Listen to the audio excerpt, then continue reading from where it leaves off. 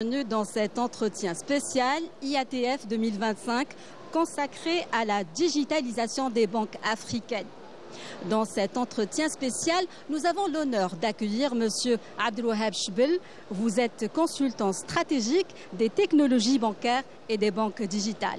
Merci beaucoup de m'accueillir. Monsieur Chbel, aujourd'hui la question des banques digitales s'impose comme une nécessité en Afrique.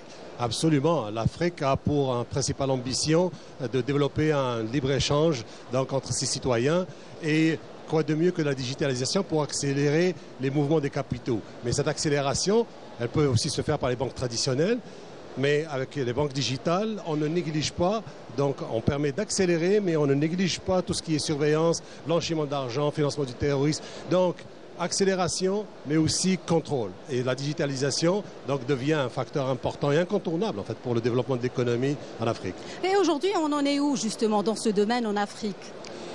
C'est selon les régions. Donc certaines régions de l'Afrique ont pris le train en marche et l'Algérie a l'ambition de le faire aussi, comme le Kenya, comme le Nigeria, qui se sont déjà dotés de banques digitales avec une aide étrangère. L'Algérie a accusé un peu de retard parce qu'elle veut une banque digitale souveraine, algérienne, 100% algérienne, d'où ma présence. Donc ça nous donne l'opportunité d'attraper le train en marche, de travailler non seulement sur la digitalisation, mais sur la souveraineté. Et ça, je pense, c'est l'ambition du gouvernement et même de la présidence depuis quelques années. Et justement, votre présence aujourd'hui à l'IATF 2025 en est la preuve.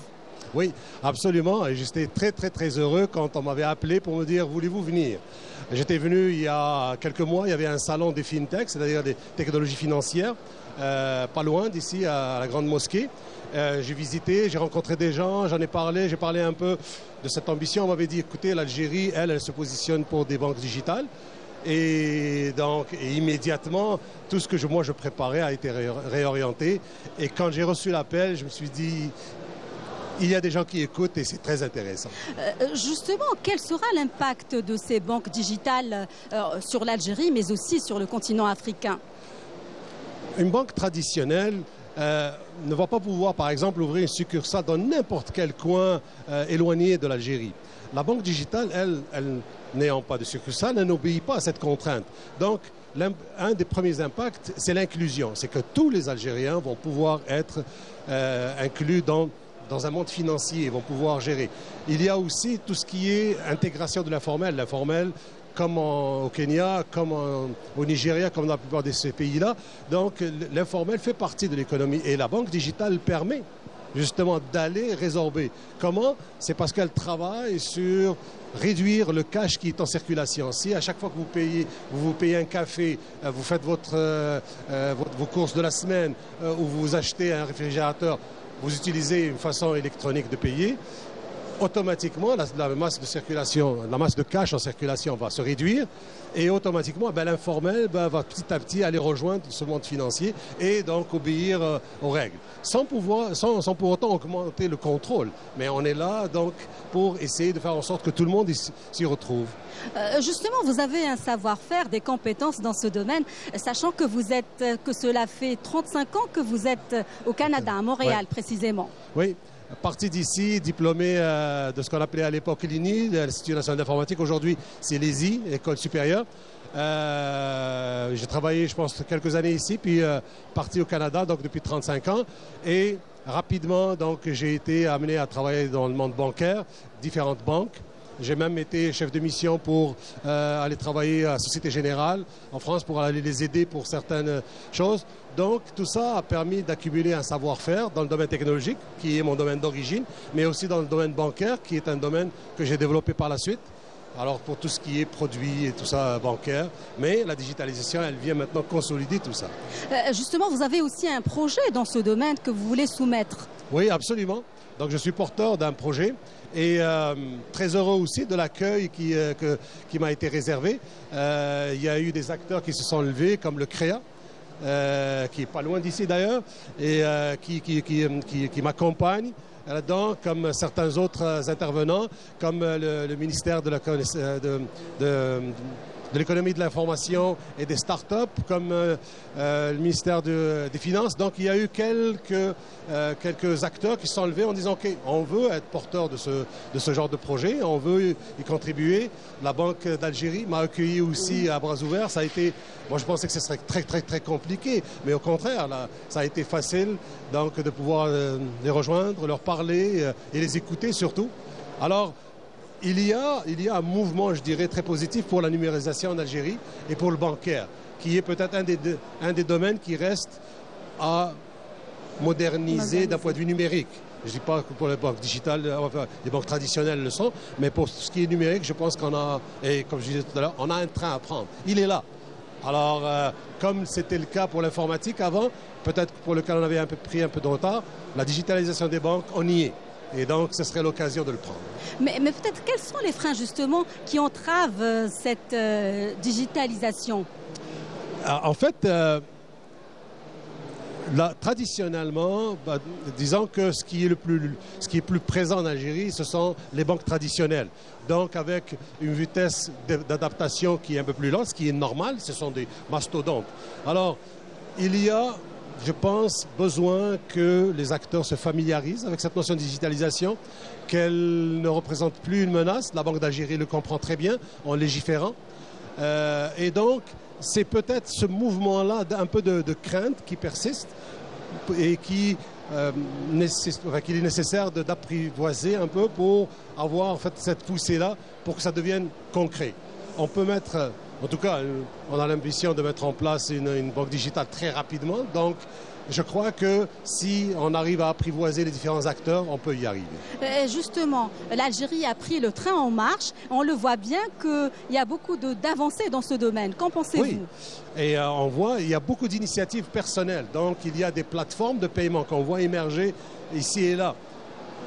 La digitalisation implique que tout ça soit intégré. C'est-à-dire qu'on ne peut pas se permettre d'avoir un millier de plateformes, chacune parlant toute seule, parlant à une banque ou pas du tout, etc.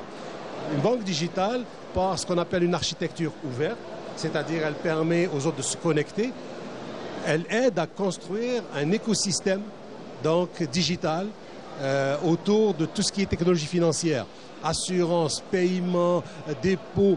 Alors, c'est un facteur, à mon avis, de progrès économique important parce qu'elle vient non seulement mettre un peu d'ordre dans cet écosystème, le connecter et surtout, elle n'est pas en concurrence avec les banques traditionnelles. C'est ça que certains vont percevoir. Elle est un complément. Elle va aller chercher une clientèle que les banques traditionnelles ne cherchent pas. Elle va aller toucher ce qui, habituellement, pour les banques traditionnelles, représente peut-être des domaines moins intéressants. Donc, cette complémentarité fait qu'elle devrait être capable d'avoir un apport important. Et justement, comment grâce à ces banques digitales, stimuler la ZLECAf? Au début, on avait parlé donc de ce marché de libre-échange et la ZLECAf, c'est ça. Donc c'est 1,5 milliard de personnes qui vont pouvoir échanger. Passer par des documents, c'est lent et on le voit là. Moi, je regarde ici la fièvre qu'il y a, toutes les industries qui sont là, africaines, algériennes, et qui ont soif de pouvoir échanger. Et derrière eux, il y a 1,5 milliard de personnes. La digitalisation, c'est ça qui va permettre l'inclusion, toucher tout le monde. Vous savez, vous pouvez aujourd'hui fabriquer des pantalons à Babzouar ou tiens, dans un coin plus reculé, je ne sais pas moi, à Razawet, et vouloir vendre, je ne sais pas, au fin fond du Gabon. Avec des moyens de paiement comme digitaux, vous pouvez le faire plus facilement. Avec ce qu'on appelle le paiement séquestre, vous pouvez le faire, c'est-à-dire vous ne payez, votre argent n'est transféré que si le produit est arrivé chez vous et instantanément. Donc, on est au cœur même de permettre à chaque industrie, à chaque business de pouvoir se développer plus facilement. Et la ZLECAf, c'est ça, c'est ce marché libre. Et justement, quelles sont les opportunités qui s'offrent à vous aujourd'hui ici à l'IATF 2025? À l'IATF, à l'étape où est rendu le projet, on est en train de nouer donc, un certain nombre de contacts et plusieurs ont été noués. Je ne peux pas en parler en détail encore pour le moment. Et pour moi, c'est de rencontrer ces gens-là face à face, qu'ils m'écoutent au lieu de lire un document et que je les écoute et que je vois où est-ce qu'ils veulent aller, quelles sont leurs ambitions.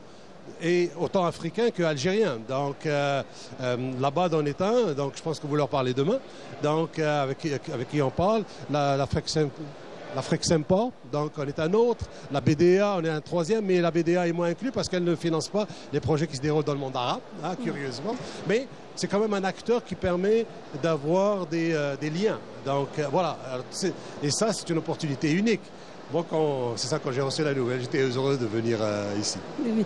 Donc, justement, vous avez fait une étude de terrain avant de venir, de voir un petit peu comment ça se passe. Absolument. Même si je suis algérien et que je connais les Algériens, j'ai quand même pris le temps de savoir qui ils sont véritablement, quels sont leurs besoins en matière de financier, quelles sont leurs craintes, comment est-ce qu'ils veulent se positionner par rapport à cet avenir, comment, d'un point de vue commercial, ils veulent se développer aussi. Les jeunes, aujourd'hui, développent des start-up. Donc, comment leur offrir un écosystème dans lequel ils vont pouvoir justement se développer facilement. Les commerçants, enfin les jeunes aussi qui veulent développer des commerces, eux aussi vont vouloir être financés, vont vouloir se faire payer, vont vouloir donc ne pas être obligés de recruter des équipes entières, mais avoir une facturation. Par exemple, une banque digitale, elle fait ça. Donc elle vous permet juste d'avoir un produit, elle s'occupe de la facturation, des paiements. Donc, alors, c'est quelque chose qu'on a pu voir, on a vu voir le besoin. Et quand je suis venu la dernière fois au salon des FinTech, j'ai vu et j'ai entendu les gens. Il y avait une espèce de fièvre, dire elles viennent quand ils ne parlaient pas à ce moment-là juste de banque digitale, ils parlaient aussi de PSP ce qui permet du paiement. Alors, et je me suis promené, j'ai parlé à différentes industries, à différents ministères. J'ai rencontré des banques, j'ai rencontré la Banque d'Algérie, j'en ai parlé, alors des fonds d'investissement. Et j'ai vu comment من الشيطان الرجيم إن الصلاة كانت على المؤمنين كتابا موقوتا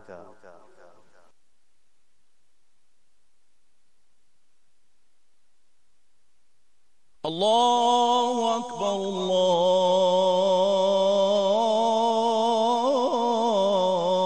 الله أكبر أشهد أن لا إله إلا الله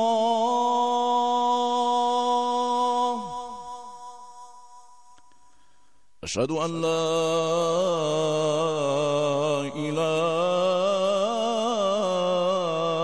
إلا الله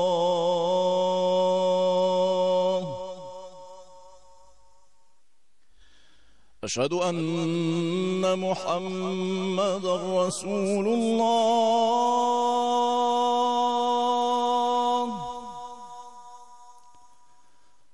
أشهد أن محمدًا رسول الله حي على الصلاة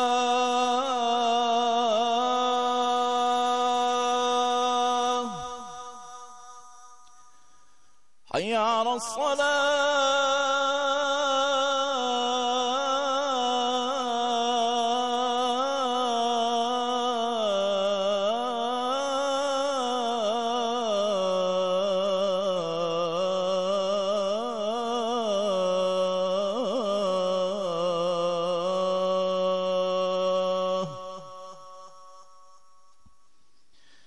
حي على الفلاح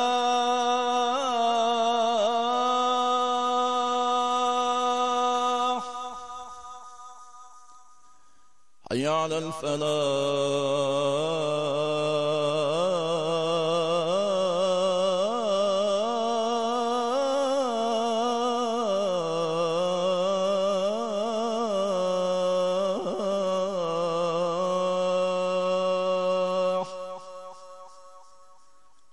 الله أكبر الله أكبر لا إله إلا الله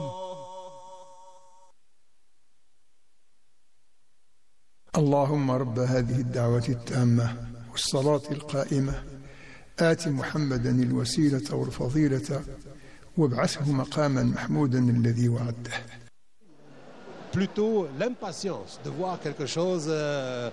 J'ai parlé à la directrice générale, c'est l'organisme qui s'occupe de technologie dans le monde bancaire. J'ai oublié son nom, excusez-moi. Donc voilà, c'est cette fièvre-là que j'ai vue et pour laquelle j'ai senti que ce genre de projet serait porté. Oui. C'est un projet complexe et long, mais l'attente, le support est là. Et on a vu que l'Algérie accorde une importance capitale justement à ces banques digitales. Ça, on le voit à travers les directives présidentielles, à travers les différents gouvernements, ministère des Finances, ministère du Commerce. Ils sont tous donc avec une politique de plus en plus claire en matière d'économie, mais aussi de digitalisation et de banque digitale derrière. Donc on voit comment toute la chaîne se construit. Il y a une cohérence dans les politiques et ça rassure, ça invite les Algériens à venir dire ok, l'univers ici s'éclaircit, il devient plus clair, il devient plus ambitieux, plus encourageant. Et justement, vous faites partie de la diaspora algérienne, donc on a vu que l'Algérie accorde aussi de l'importance à tous ses enfants. Oui. Vous en êtes la preuve aussi. Et qu'en pensez-vous? Comment c'est vu? Oui, les Algériens quittent pour différentes raisons. Une fois rendus là-bas, on le voit, il y a un élan affectif qui manque. Hein? Même si on est bien accueilli, si on arrive à faire des métiers intéressants, il y a un élan affectif qui manque et un engagement personnel, quelquefois au-delà de la partie financière. Donc, les mouvements qu'on voit et le fait d'avoir maintenant nommé un ministre délégué à la diaspora, on voit qu'il y a un intérêt.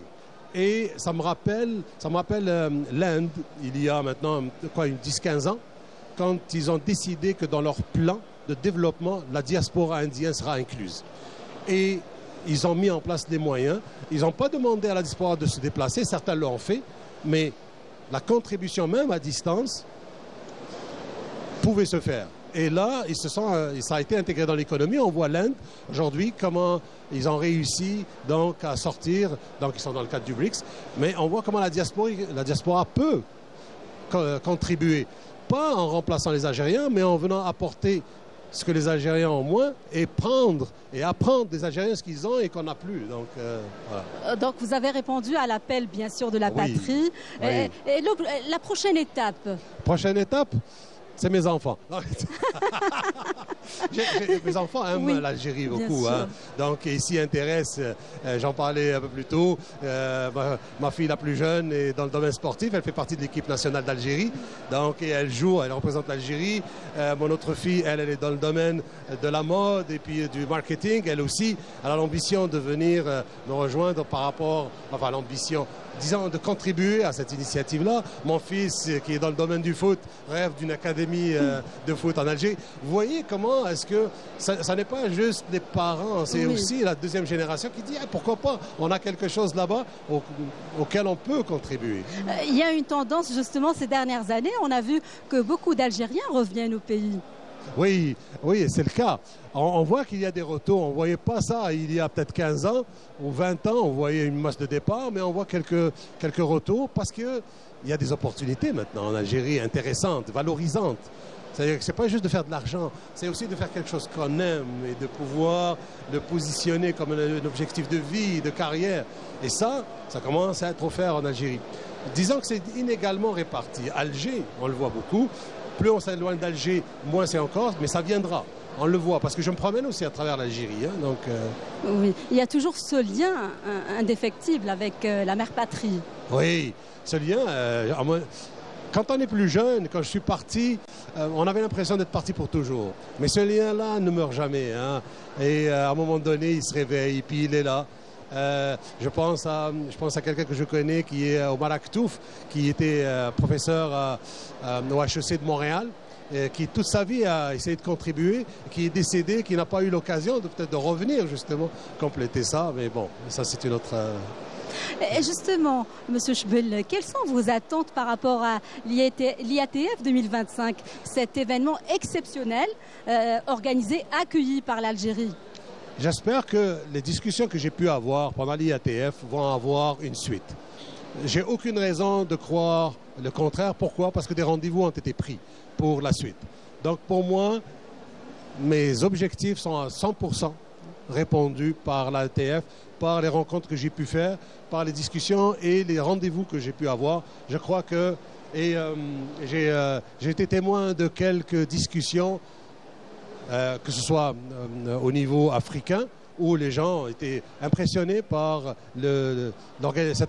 cette édition-là de l'IATF, impressionnés par l'organisation, par la présence. Je pense que ça a été quelque chose de bien.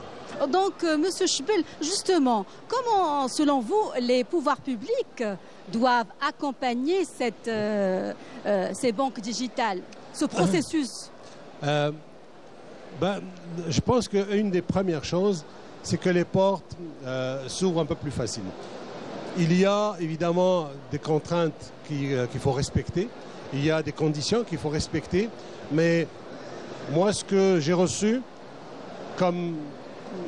ou ce que j'ai pu voir, si on est bien préparé, et j'ai pris des mois, et je me suis fait aider par des cabinets d'avocats, des cabinets juridiques, des cabinets comptables, par des experts. Donc, si on est bien préparé, si c'est clair dans son esprit qu'est-ce qu'on veut faire, je crois qu'on est capable d'en parler et de voir et de trouver de l'aide et de voir cette ambition-là commencer. Donc, je pense que les pouvoirs publics, en ouvrant les portes, en faisant confiance, parce que évidemment, quand on me voit venir, mais qui es-tu, toi, tu 35 ans, tu ne connais plus l'Algérie. C'est pas vrai. Donc, écoutez-nous, c'est juste ça. Écoutez-nous. Donc, selon vous, l'objectif, c'est justement de promouvoir aussi l'économie en Algérie aussi, oui, dans tout le continent. Ben oui, avec la digitalisation, il y a une explosion de l'économie. Ce que je disais tout à l'heure, c'est que n'importe quel commerçant, n'importe quel fabricant, n'importe quelle usine, située même dans un coin reculé, tout à coup, elle a une vitrine à laquelle devant laquelle peuvent défiler 40 millions d'Algériens. Je veux dire, ça rapproche tellement les consommateurs, des fabricants, des commerçants. Ça aide à établir la confiance. Quand je vois, moi, aujourd'hui, je sais pas, un livreur de pizza qui son coffre est plein et qui va de porte en porte. À un moment donné, il transporte quoi? Peut-être 5, 10 millions. C'est peut-être pas un livreur de pizza, mais c'est insécurisant, c'est dangereux. Mais si ça passait par une banque digitale, c'est la sécurité. Même chose pour un chauffeur de taxi, même chose pour quelqu'un qui fait de la livraison de colis que vous avez commandé. Donc, ça amène de la sécurité, ça rapproche les commerçants de leurs consommateurs, ça rejoint n'importe qui. Donc voilà, c'est toute cette dimension-là. C'est pas juste une dimension de banque au sens je dépose mon argent et je le retire. Non, c'est bien plus que ça. Et c'est pour ça que tout le monde doit jouer le jeu aussi. Oui, tout le monde. Le public est curieux, je pense que c'est le moment. Le public a vu quelques plateformes de paiement, alors ça nous permet de... Mais le public a surtout des téléphones portables. Donc les Algériens sont tous... Et là, donc ça veut dire que tous les Algériens ont une banque dans la poche. Donc voilà. Justement, quelles sont les institutions aussi, les institutions qui doivent accompagner la transformation digitale des banques africaines? Curieusement, si je prends le cas de l'Algérie d'abord, curieusement, c'est les banques traditionnelles qui sont les premiers au poste d'accompagnement. Pourquoi? C'est parce que la loi sur les banques digitales donc, est complétée par la loi de commerce. Ce sont des sociétés par action et il faut au minimum 7 partenaires. Donc vous ne pouvez pas avoir de l'argent venir ouvrir une banque digitale. Non, non, non. Il faut faire partie dans une banque traditionnelle qui doit détenir le capital à 30%. Si les banques traditionnelles ne jouent pas le jeu, il n'y aura pas de banque digitale. Ou alors, c'est compliqué. Il y a d'autres chemins, mais qui sont un peu plus compliqués. Donc, les banques digitales, les banques traditionnelles devraient, et j'ai pu percevoir qu'il y avait beaucoup d'intérêt, donc doivent jouer ce jeu-là et doivent faire en sorte que ça devienne une réalité. Et les banques les plus avancées, certaines comme celles que j'ai rencontrées, je nommerai pas encore, mais ça ont de l'intérêt, mais comme je dis tout à l'heure, il y a de la prudence. Elles veulent voir comment ça s'en va, quel est le lien entre cette banque digitale elle-même et les clients. Donc, et tout à l'heure, j'ai dit qu'il n'y avait pas de cannibalisation. Chacune adresse en fait une clientèle différente. Et la banque traditionnelle, à un moment donné, peut hériter aussi des clients qui sont de la banque digitale. Et justement, revenons un petit peu à l'IATF 2025. 2025, oui. Voilà, cet événement exceptionnel organisé, abrité par l'Algérie. Oui. Que pensez-vous justement de des thèmes, des thématiques et des participants qui sont présents aujourd'hui? Très riche. La diversité dans les conférences est incroyable. À peu près tous les sujets sont abordés. La partie digitalisation en est une, mais il y a tellement d'autres choses. Donc j'ai pris le temps de regarder, que ce soit les expositions ici pour tout ce qui est véhicules, que ce soit ce que j'ai vu aussi, tout ce qui est de financer, par exemple les nouvelles industries, les échanges. J'ai été témoin indirect, mais j'ai été témoin où j'ai vu le représentant d'un pays africain qui était là parce que les fournitures paramédicales manquaient. Et j'ai vu aussi un fournisseur algérien qui, lui, maintenant que la Covid est passée, avait un surplus de production. Et j'ai vu deux partenaires se parler en disant on a ce qu'il faut tous les deux, assoyons-nous. Donc, au-delà de la digitalisation, l'IATF a créé un moment d'échange qui est unique. Je vous remercie, Monsieur Abdelwahab Chbel, d'avoir accepté notre invitation. Voilà, mesdames, messieurs, nous arrivons au terme de cet entretien spécial consacré à la digitalisation des banques africaines. Merci de nous avoir suivis.